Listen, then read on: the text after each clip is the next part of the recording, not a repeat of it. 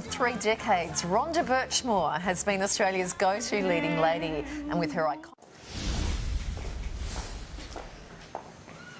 Good morning, everybody. To 8 p.m. last night, we had over 48,000 people getting tested for COVID. We have to keep that number high. It's so important, given we had 77 cases of community transmission. Now, out of these 77 cases, there are 2 facts I want to highlight. Firstly, that 33 of those have been exposed in the community whilst infectious. But more importantly, in terms of the critical message today, over 50 of the 77 are close family members of those who've been infected. So I want to repeat the message I conveyed yesterday, that when you get COVID, unfortunately, those most impacted are those closest to you. And tragically, we've seen one older person die, and I want to extend my deepest condolences to their families and loved ones.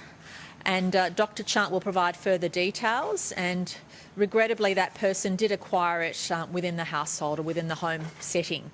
So I can't stress enough that every time we risk breaking the rules or even just going about our business and not getting tested when we need to, the people whose lives and health that we're risking the most are those closest to us. It's quite stark and telling that more than 50 out of the 77 cases overnight were close family members of the person who had the virus.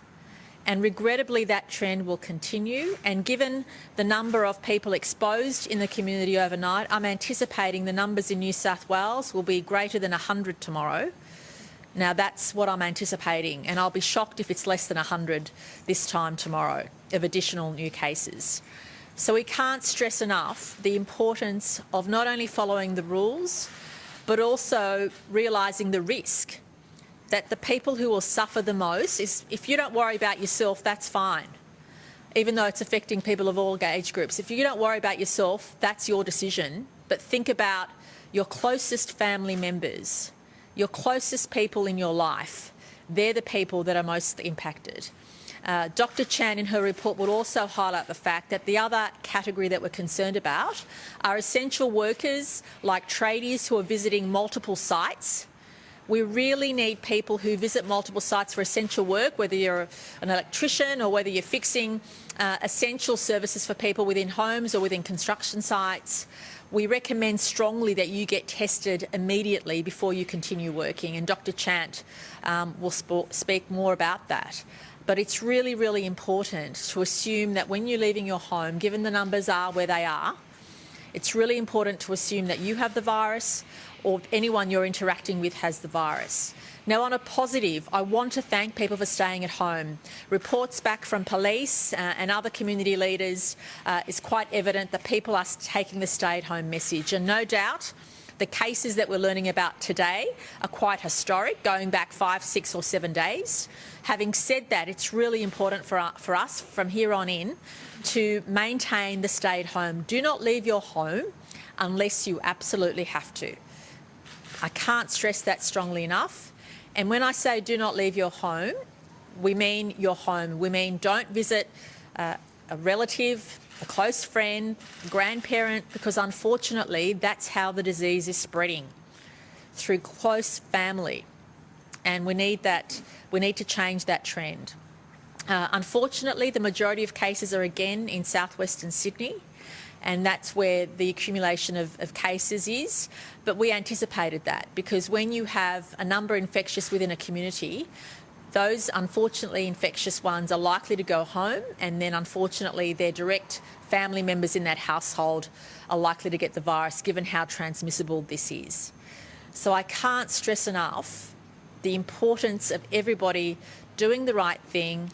And of course, we know that in many cases what's occurring is unintentional, but that's why everybody has to think about every step they take outside their home. If you need to pick up an essential good or essential services, please think about, plan this out before you leave the home to make sure you have minimal contact with anybody. You have to assume you have the virus or somebody you're in contact with has the virus. But I do want to thank the community for responding to our stay-at-home orders. We've noticed in the last week, but in particular the last few days, a noticeable drop in people being out and about, and that is a good thing. If we're going to get out of this in a reasonable time frame, we need everybody to please stay at home. If you need anything, you can contact various agencies, but Service New South Wales or any other hotline that we have to get the support you need. But please, we are at a critical point. I know I keep saying this, but it's the truth. And I know I keep saying the importance of not leaving your home, but the statistics are really, unfortunately, playing out the way we anticipated in terms of those infected with the virus taking it home to their closest loved ones.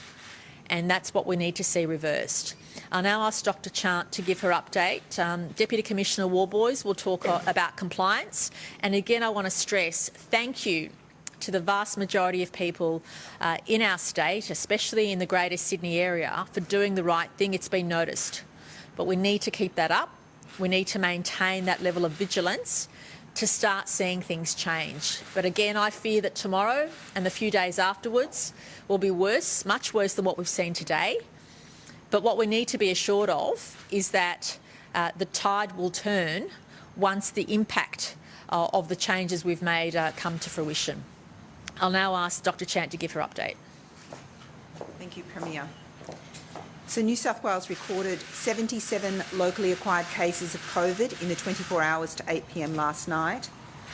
And as the Premier has indicated, over 50 of these cases were family. And this highlights the critical point around the importance of not putting yourself or your loved ones or your family and friends at risk. Please stay at home, and that means staying within the one household. Do not leave that household setting and do not interact with other family members.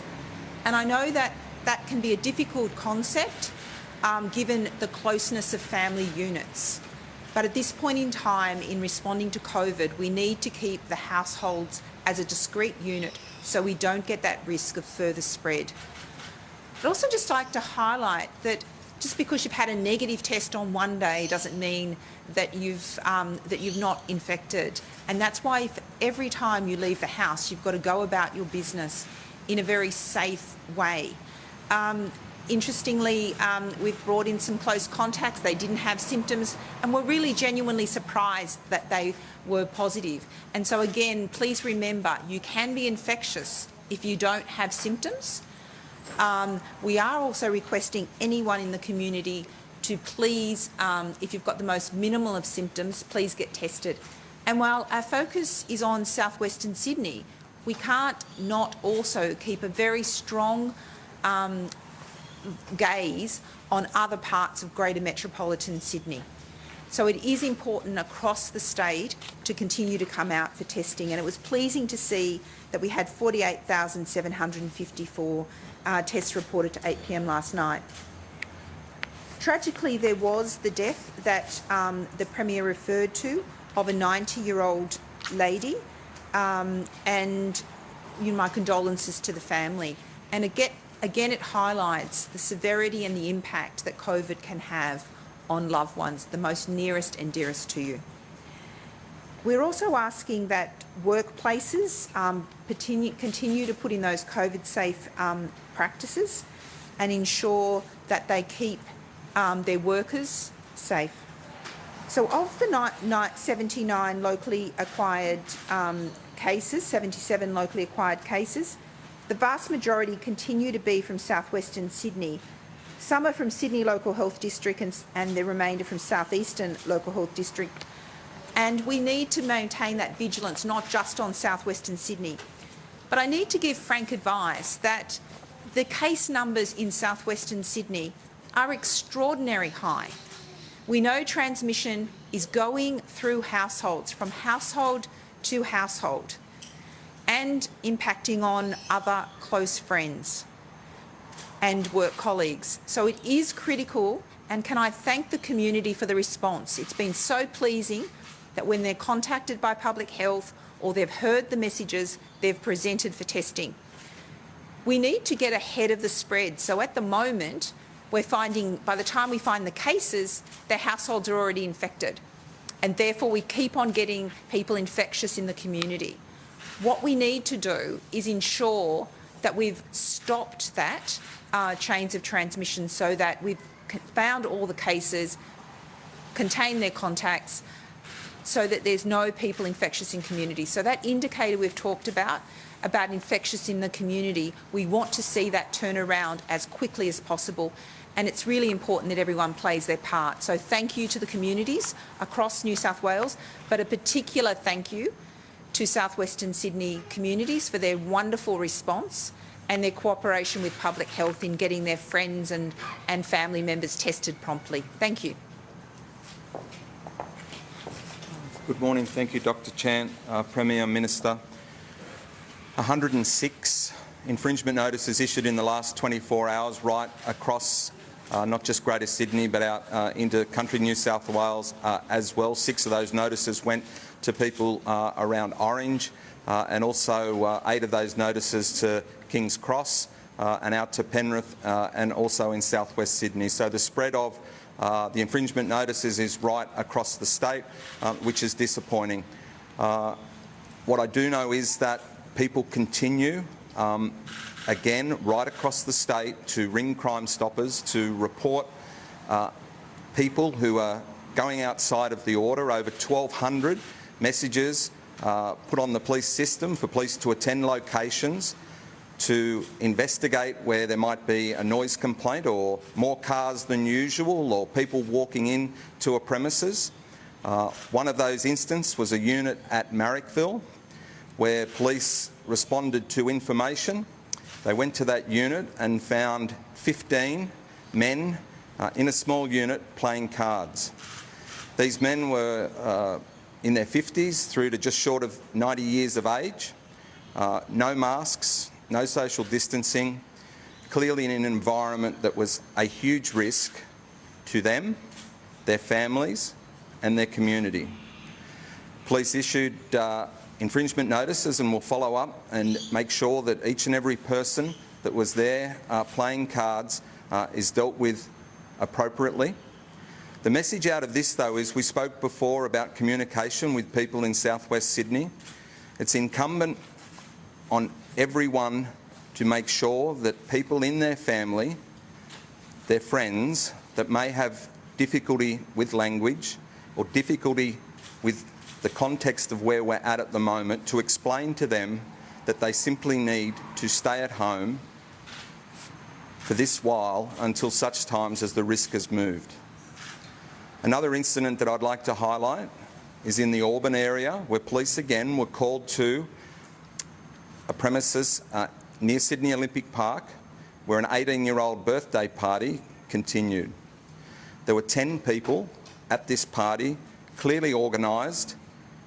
They turned up, they were aware of the public health orders, and police took action in terms of infringement notices to each of those people and closed the party down, and they were directed to return home. The third incident that I would highlight is one in a garage under a set of units in the Merrylands area. These were young people that were playing PlayStation. Again, noise of that gathering was reported to police. Police went along, knocked on the garage door, and here were the people sitting outside the public health order quite clearly and aware of their obligations. They were issued infringement notices and they were told to go back home. These are 3 very different but still very much the same in terms of people making a conscious decision to not stay at home, to leave their home, to go to a premises for an organised gathering and not comply with the public health order. That said, when I talked to police right across this state and indeed southwest Sydney last night, the vast majority of people continue to do the right thing, comply with the public health order. New South Wales Police thank those people, and really we just need to see people take a conscious decision about their actions. If you have to leave home, you have to make sure that you take a moment to make sure that you need in the first instance, to leave your home, and then if you have to do that in the shortest possible time frame. We've spoken about browsing at shopping centres. People need to make a decision before they leave home what shop they need to go to and what goods they need to acquire. Police have always said that they will be firm but fair. We are now in a position where we need to be much more firmer than fairer. People understand the orders more and more, and police are just getting a little tired of people that disguise their behaviour around the orders to try and get some legitimacy to it. Police will continue to be visible right across the state, and we simply ask people to work with us and do the right thing. Doctor, do you have any information on the vaccination status of this woman at 90s? I understand. I understand that she was unvaccinated, but we will confirm that. And the Premier said that these cases that we're seeing are all historical, right, dating back 5 days or so, and said that she would expect numbers to go down when the impacts of some of the changes, come into effect. When will we see the impact of the lockdown? Now